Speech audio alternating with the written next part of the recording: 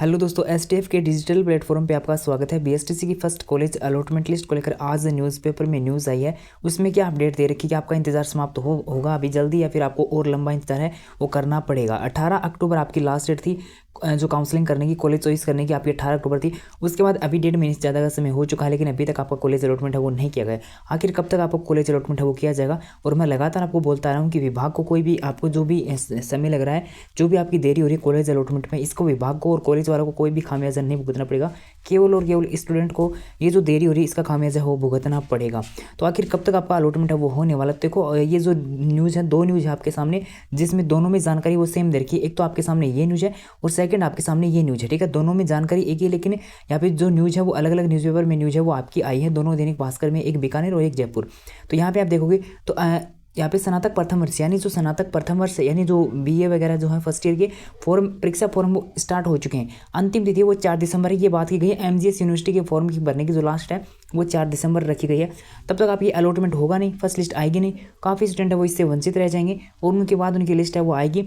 अब हो क्या रहा है, देखो आप सभी को पता है कि 1,20,000 स्टूडेंट ने लगभग काउंसलिंग करवाई है, 1,20,000 से ऊपर ही है। उसके बाद यहाँ पे होना है 26,000 को अलॉटमेंट।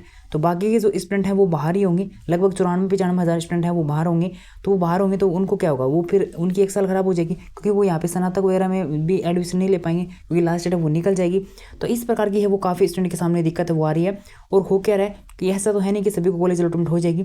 तो आखिर कब तक अलॉटमेंट है वो होने वाला है, इसकी अपन बात करेंगे। अभ्यर्थी दुविधा में है, काउंसलिंग के 1.5 महीने बाद भी डीएलएड कॉलेजों का आवंटन है वो नहीं हुआ है।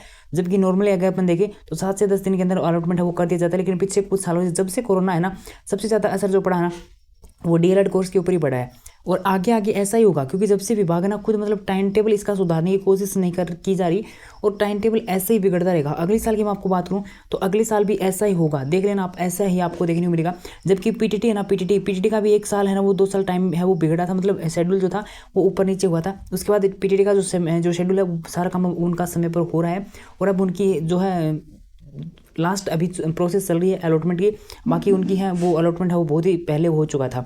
तो इसमें यहाँ पे कुछ भी जानकारी ऐसी नहीं दे रखी जिसमें आपको ये देखने को मिलेगी आपको अलॉटमेंट है वो इस तारीख को हो जाएगा। नॉर्मली इसमें आप देखोगे तो सेम वही जानकारी है वो दे रखी है। उसके बाद यहाँ पे दे रखा कि 1,20,000 स्टूडेंट ने काउंसलिंग करवाई थी बीएड की, जो यानी अपन बात करें पीटीटी की। तो यहाँ पे जो मैंने आपको बताया कि उनकी लास्ट अभी अलॉटमेंट की प्रोसेस चल रही है वो यहाँ पे जानकारी दे रखी है। उसके बाद जो महेंद्र पांडे हैं, महामंत्री प्राथमिक एवं माध्यमिक शिक्षा संघ के, इनके द्वारा भी जो मांग उठाई जल्द से जल्द आवंटन है वो किया जाए कॉलेजों का। बाकी यहाँ पे भी ऐसा ही दे रखा है कि बीए की फर्स्ट ईयर के फॉर्म वो स्टार्ट हो चुके हैं और 26,000 स्टूडेंट ने को कॉलेज अलॉटमेंट होना है और 1,20,000 ने काउंसलिंग करवाई थी। बाकी यहाँ पे इन दोनों न्यूज़ है, इसमें सेम न्यूज़ है, एक भी लाइन इसमें ऊपर नीचे नहीं है, दोनों में सेम की सेम लाइन है वो लिखी हुई है। लेकिन इनमें कहीं पे ये नहीं दे रखा कि इस तारीख को आपको अलॉटमेंट है वो कर दिया जाएगा इसी वीक में। जैसे अपन पीछे देखते आ रहे थे उसमें ये लिखा हुआ था कि इस वीक में आपको अलॉटमेंट है वो कर दिया जाएगा और नेक्स्ट वीक में अलॉटमेंट है वो कर दिया जाएगा, लेकिन इनमें ऐसा कुछ भी नहीं लिखा हुआ। यानी अभी समय आपका लगेगा, समय मैं आपको बता दूँ कितना लगेगा। तो 3 तारीख से पहले तो किसी भी हाल में नहीं होगी, 3 दिसंबर से पहले तो, क्योंकि 3 दिसंबर को आपकी आचारसंहिता खत्म होगी। उसके बाद जो समन्वय का पदरिक चल रहा है उनके ऊपर नए अध्यक्ष की नियुक्ति होगी। नियुक्ति होने के बाद वो कब ज्वाइन करते हैं उसके बाद आपकी आगे की प्रोसेस वो स्टार्ट होगी। उससे पहले मुझे नहीं लगता कि आपकी अलॉटमेंट लिस्ट है वो जारी हो पाएगी। और मैंने आपको अपन बात करें तो अभी आपको क्या करना पड़ेगा, ऐसे हाथ पे हाथ धरे बैठे तो विभाग है वो जब अपने स्तर पे एक्शन लेगा, जब विभाग को लगेगा अलॉटमेंट है वो करना चाहिए तो विभाग है वो अलॉटमेंट करेगा। जब तक विभाग के ऊपर दबाव नहीं पड़ेगा तब तक आपका कोई भी काम है वो जल्दी नहीं होने वाला है। दबाव कैसे पड़ेगा, इसके लिए आपको मांग उठानी पड़ेगी सोशल मीडिया पर, चाहे कैसे भी आप मांग उठाओ। अगर आप सपोर्ट करोगे तो कमेंट कर देना, आपको मैं रास्ता बता दूंगा कि कैसे क्या करना है। और आप सपोर्ट नहीं करते इसलिए मैं आगे कोई भी कदम हो नहीं उठाता, क्योंकि बिना कोई मेरे अकेले से अगर मैं बढ़ तो जाऊँ तो पीछे अगर आप सपोर्ट नहीं करोगे तो कुछ भी नहीं होने वाला है। इसलिए मैं आपको कुछ भी नहीं बोल रहा। बाकी अगर आप सपोर्ट करोगे तो आपकी मांग है वो बखूबी उठाई जाएगी।